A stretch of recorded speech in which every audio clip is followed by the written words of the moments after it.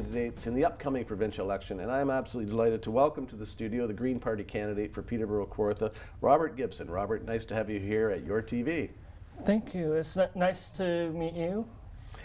Robert, one of the things people like to learn about candidates, and especially ones that haven't been involved in politics before, is who they are and a little bit about them. So would you mind sharing with our audience a little bit of your story and how you got to become to the position you are today as being the candidate for the Green Party? Okay, well, my name is Robert Gibson, and I became involved with the Green Party because of my interest in environmentalism, and because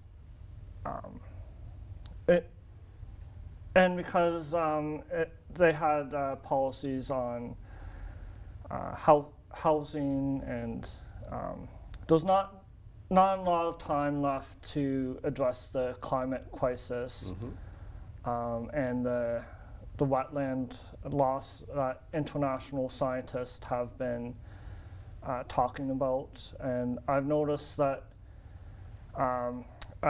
when I was in a camp in 2004, I learned about the big flood in Peterborough when my parents came to pick me up. So I learned that climate change has a real impact, and that one event might not be specifically related to climate change, but the events like that are predicted to be more frequent, and because we haven't been protecting our natural spaces, they become worse. And how I came to Peterborough was I moved from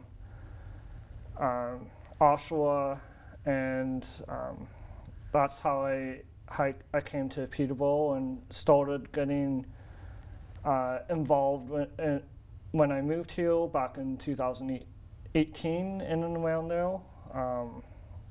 I've been involved with making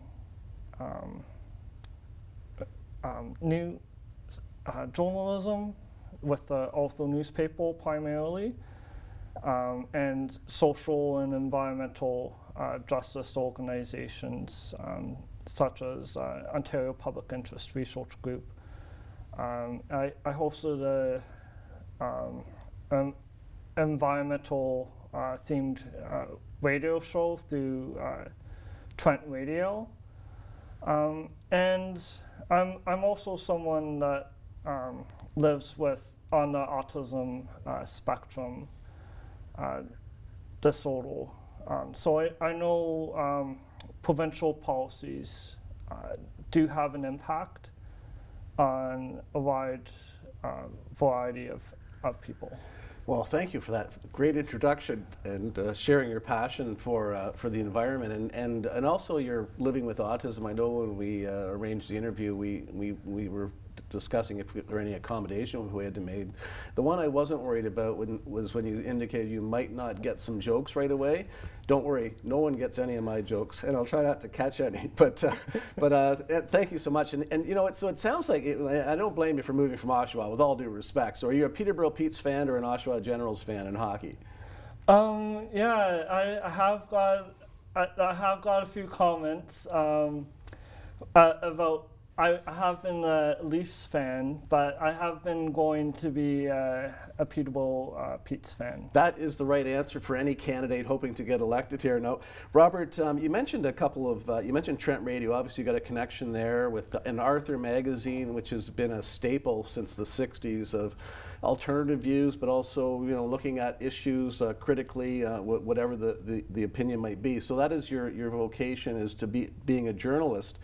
And it's not unusual for someone who's interested in particular issues and your background. It's interesting you mentioned our Peterborough flood. I can't believe that was 18 years ago when we've recovered from that. But it was a testament to the, some challenges with infrastructure, the environment, and we must say we've seen other challenges with the environment recently. The Green Party, and I'm looking at your brochure that's come around to most communities in Peterborough, you're looking at 3 different sectors, and we'll talk about climate change in a minute, but to rebuild communities. So tell us a bit about the rebuilding the communities and affordable housing and what the Green Party would do to help make communities more livable. Yes, well, right now, there's a lot of people concerned about the rising cost of housing, and we don't. Right now, a lot of the development is single-family housing or 6-story plus apartment buildings. So we want to have the missing middle. So like duplexes, triplexes, and tiny homes, so people are able to live in the community. And we also want to invest in housing with supportive wraparound services as well, and maintaining the urban boundary. A lot of development has been focused on development from like the 1950s type of thinking. And we want to move into like the 21st century development because urban sprawl leads to increased cost of like traveling, for example, and it is also related to increased damage to the environment itself. Now we have seen at the previous provincial government some intensification efforts with the Greater Golden Horseshoe and the Green Belt. The current government over the last 4 years has maintained some of that, but it certainly is building in more infrastructure and doing MZOs and ministerial orders to actually expand different properties in different situations. What would be the Green Party's policy? How would you get communities to not build out and to build up, I guess, in a community like Peterborough? Well, we don't believe that municipal zoning orders should be used to destroy wetlands and take away the public participation in decision making. And the main thing that we would do is promote duplexes, triplexes, development, so people don't have to choose between single-family homes that have been 20th century thinking, and we don't have to choose 6+ story buildings either. We can fill in a lot of the housing with built supply, and protecting the environment as well, so basements are less likely to flood. So the current government says that they're meeting carbon footprint guidelines without really doing a lot and not taking that extra step. They think they've got it in line. Climate change is a big part of your platform, and how can the Green Party convince whoever might be in power to take even more steps with climate change? What would be your recommendation, and what needs to be done to help address this at the provincial level? Okay. Yeah. Definitely at the provincial level, having a 3-page report as a plan is not really a lot. Like ministers get 1 to 2 pages every day, so we need more effort into climate change, and meeting the federal targets is not enough in the province of Ontario, because that's the bare minimum. We do know that we have to do more to address climate change because of the increased risk of flooding that Peterborough has seen. Heat waves, such as in Lytton, BC, that unfortunately resulted in many people passing away. So these things,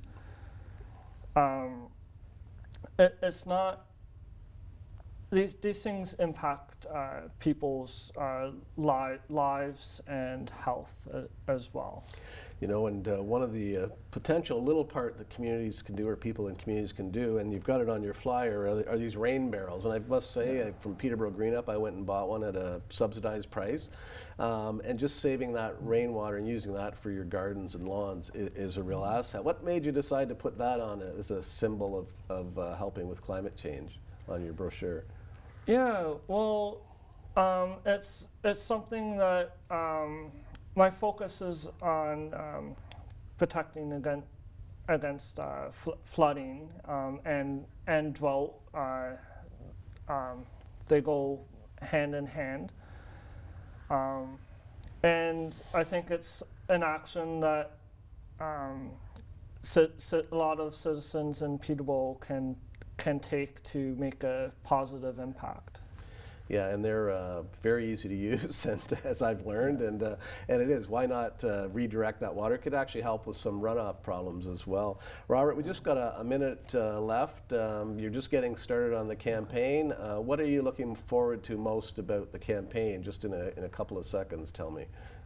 Okay, yeah, I'm looking forward to meeting new people, hearing different thoughts, and hopefully influencing policy on whoever ends up winning, and that's what I'm looking forward to in the campaign.